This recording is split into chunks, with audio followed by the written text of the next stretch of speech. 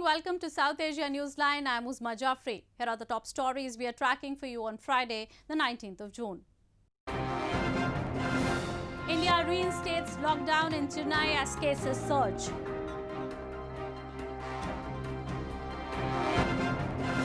Activists raise concern over proposed amendment in interim constitution of Pakistan-administered Kashmir.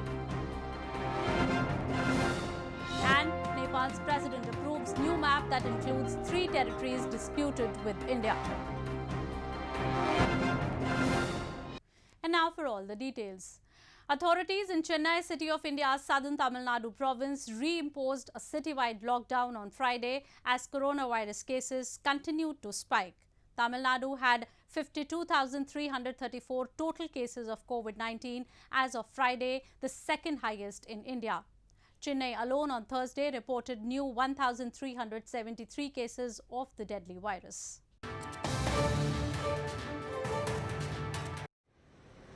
Chennai city, home to some 15 million people in India's southern Tamil Nadu, was once again put under lockdown on Friday to curb the spread of the novel coronavirus as the number of positive cases in the province continue to rise rapidly.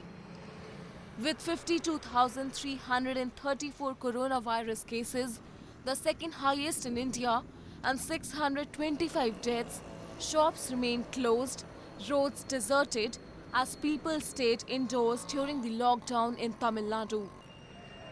Only few people stepped out to purchase essentials or for essential services, as only that was allowed. Indian government on June 1 eased back on most curbs after a 2-month-long nationwide lockdown. The lockdown has begun and we have just started enforcing the lockdown measures. And in many areas of the city, not only monitoring through drones, even announcement through drone speakers attached to drones, that is also happening.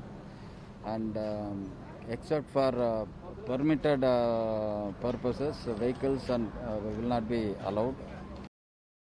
India on Friday reported the highest single-day spike of 13,586 new COVID-19 cases and 336 deaths in the last 24 hours, taking the total tally to 380,532.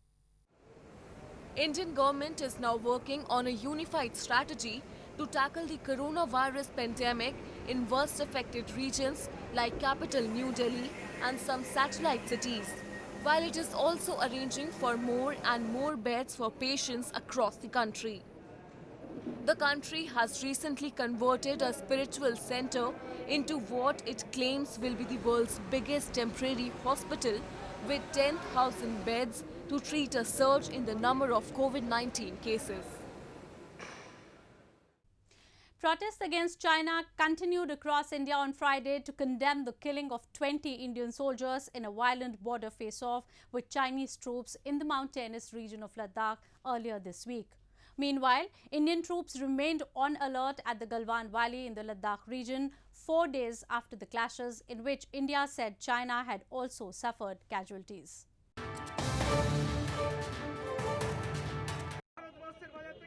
Protests against China continued across India on Friday to condemn the killing of 20 Indian soldiers in clashes with Chinese troops at a disputed Himalayan border site in mountainous region of Ladakh on Monday. Protesters in India's eastern Kolkata city sent Chinese President Xi Jinping to makeshift gallows as they staged a demonstration. A man dressed as Xi Jinping stood under makeshift gallows as protesters raised slogans and appealed people to boycott Chinese goods. The anger against China and its products was seen in capital New Delhi and northern Lucknow city as well, where people from the country's northeast and Muslims staged protests to criticize the Chinese government. If need be, we want to mention here that if need be, we will not hesitate to take off weapons to support our soldiers and to protect the territorial integrity of the country. Meanwhile, Indian troops remained on alert at the Galwan Valley in the Ladakh region 4 days after the clashes in which India said China had also suffered casualties. China has not given details of any deaths or injuries among its troops and has maintained the situation is stable and controllable. India will take part in a trilateral meeting with Russia and China next week, the country's foreign ministry said on Thursday, with the foreign minister to attend virtually on June 23rd. A total of 8 militants were neutralized in 2 separate encounters in India's northern Jammu and Kashmir territory in the last 24 hours, officials said on Friday. 5 militants were gunned down in an operation by the security forces in Shopian district, while 3 militants were neutralized in Pampore area of Avantipora district. The army said the encounter site in Avantipora was next to a mosque, so extreme restraint was exercised in order to prevent damage to the structure. Search operations were still on in the area till the last reports came in. India blames neighboring Pakistan helps terrorists infiltrate across the border to mount attacks on Indian soil. Security officials have claimed despite coronavirus pandemic, there has been a spike in activities by Pakistan-backed terror groups. Moving on. Political activists have raised concerns over the proposed amendments in the interim constitution of Pakistan-administered Kashmir by the Pakistani establishment. They have described it as violation of fundamental rights of people of Pakistan-administered Kashmir.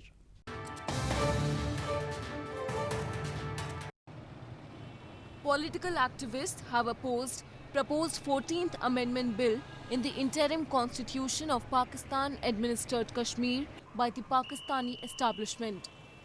They have raised concern that the unjust law will give all authorities to directly appointed officers from Pakistan instead of the elected representatives in the illegally occupied region.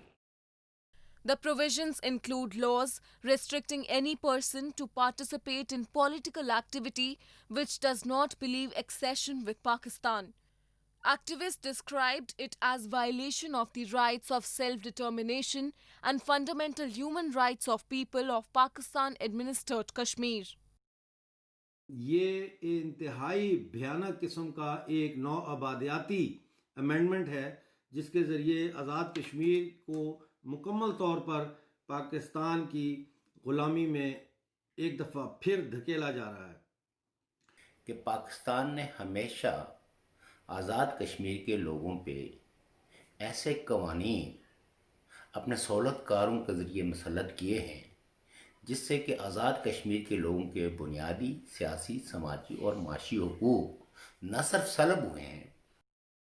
Activists have long raised concerns over the ill treatment of people belonging to Pakistan-administered Kashmir. They blame the people of the illegally occupied region have been denied basic fundamental rights and are meted out with severe brutality for voicing their concerns.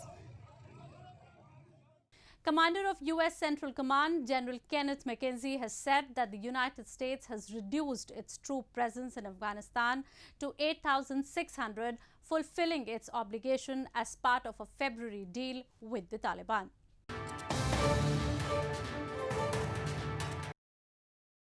The United States has reduced its troop presence in Afghanistan to 8,600, fulfilling its obligation as part of a February deal with the Taliban, Commander of U.S. Central Command Marine General Kenneth F. McKenzie said on Thursday.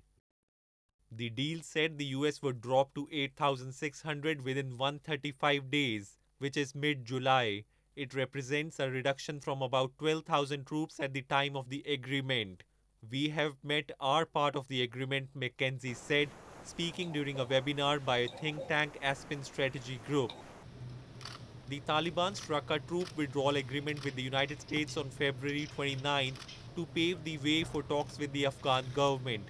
But the insurgent group insisted a list of 5,000 prisoners be released, leading to months of delay as the Afghan government initially refused to set free that many prisoners before talks.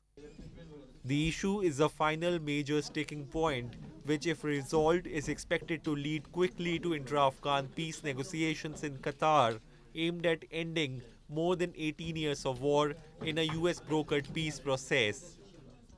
Nepal's President Bidya Devi Bhandari has authenticated the Constitution Amendment Bill passed by the country's parliament concerning the controversial new map.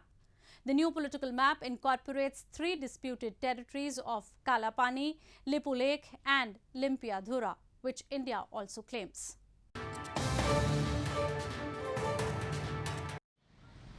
Nepalese President Bidya Devi Bhandari has signed a constitution amendment bill to update the country's new political map, which incorporated 3 key territories of Kalapani, Lipulekh and Limpiadhura disputed with India. President Bhandari authenticated the bill stepping on the Article 274(10) of the Constitution, a release from President's office said on Thursday. Earlier in the day, the upper house of the Nepal Parliament unanimously passed the Constitution Amendment Bill, providing for the inclusion of the country's new political map in its national emblem. Last month, Nepal released the revised political and administrative map of the country, laying claim over the tri-junction more than 6 months after India published a new map in November 2019. India has repeatedly maintained that the tri-junction in the new map does not belong to Nepal. India says the artificial enlargement in Nepal's new map is not based on historical facts and evidences, and the move is violative of the current understanding to hold talks on outstanding boundary issues. Sri Lanka opened its first underwater museum in the southern port city of Gull this week ahead of plans to start reopening the country to tourism on 1st of August.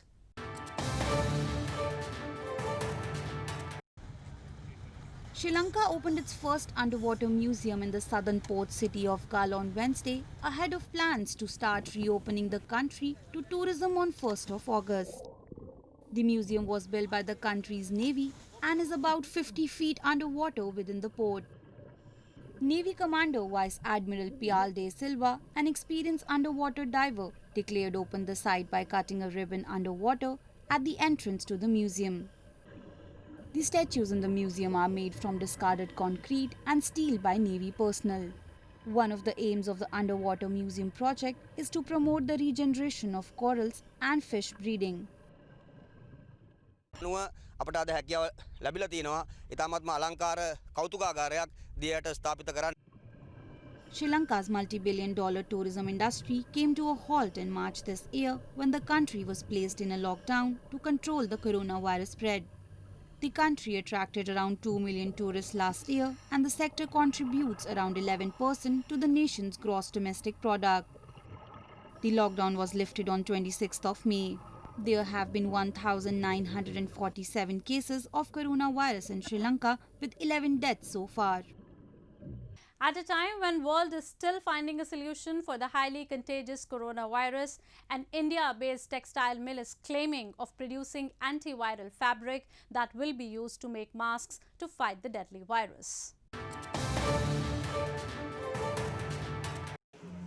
A textile mill, Shiva Texyan Limited in India's southern Coimbatore city, is producing antiviral fabric that will be used to make masks to fight the coronavirus. The fabric that has been made using Switzerland-based technology called ViroBlock, that is a treatment made on fabric, is capable of killing or deactivating the virus within 3 minutes when it comes in contact with the cloth. This product has been tested by HIKE internationally on the SARS-CoV-2 virus, which is the current virus that is having this pandemic. It's very important because what might work on some viruses might not work on this particular virus. So this chemical has been treated, and that is why we chose it.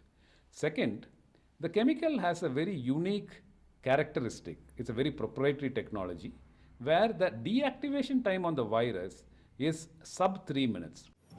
With the number of coronavirus cases rising each day in India, more and more number of people are wearing masks to protect themselves from getting infected with the deadly virus. First case of the virus in India was reported in January, which since then has infected thousands of people. Well, that's all we have for you from South Asia this evening. Now our viewers can watch the show on southasianewsline.com. You can also visit us on facebook.com/SAsiaNewsline. and follow us on Twitter at SAJ Newsline. That's all in tonight's edition. We will see you same time next week. Have a great weekend.